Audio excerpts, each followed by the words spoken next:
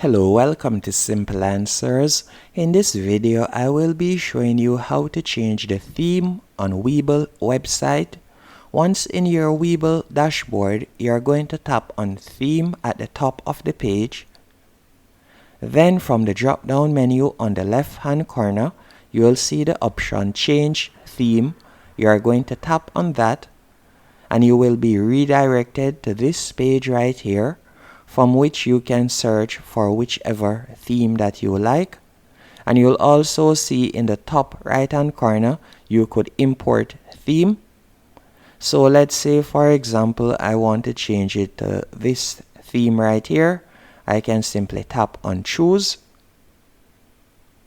and you just give it a few seconds and you can see that it is changing theme. And that's it.